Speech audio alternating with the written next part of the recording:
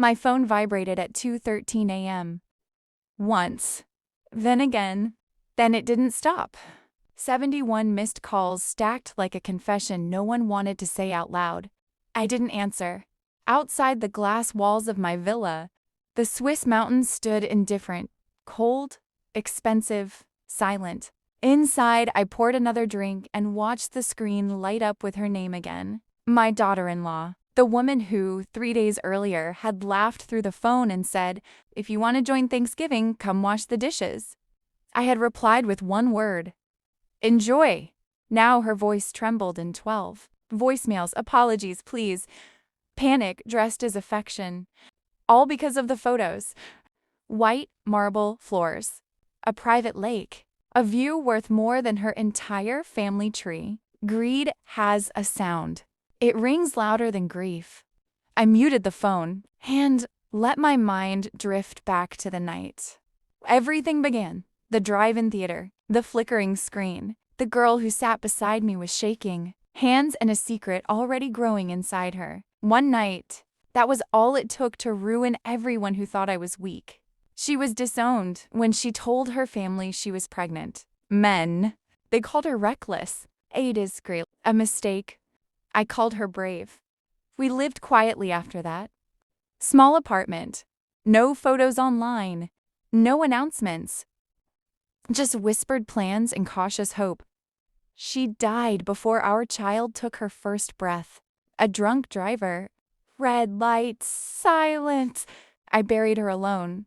What they didn't bury with her was the lie her family had planted. Years earlier, the lie that I was nothing without her.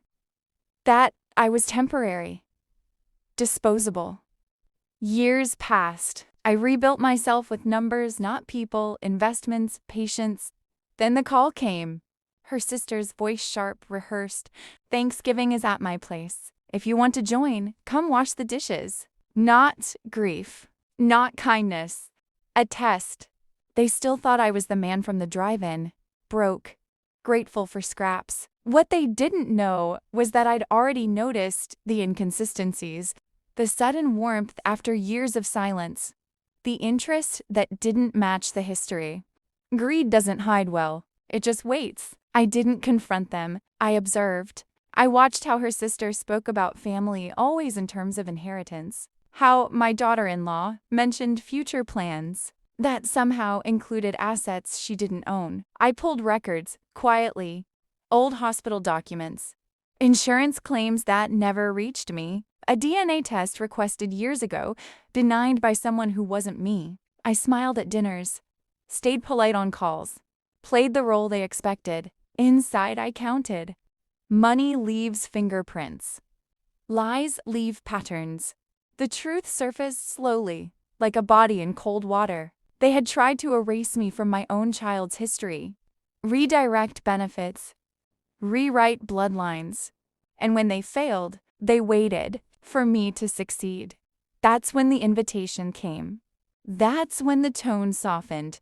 That's when the dishes joke landed, meant to remind me of my place. They didn't know I had already bought the silence of banks, lawyers, and time. I posted the photos on purpose. Let greed announce itself. The DNA confirmation arrived first. My child, undeniably, the financial trail followed. Accounts rerouted. Signatures forged. Names altered. I invited them to Switzerland, not with anger, with courtesy.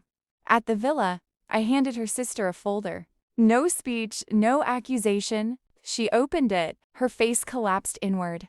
"I didn't know you knew," she whispered. "I always knew," I said. That was the only dialogue. My calm terrified her more than shouting ever could. She cried, explained, blamed her parents, claimed protection. I listened like a stranger. Because that's what she was. The power move was simple. I revoked access. All of it. Trusts, accounts, legal claims. Then I revealed the final detail, the part they never saw coming. Their attempt to erase me had been documented. Every forged signature. Every redirected fund.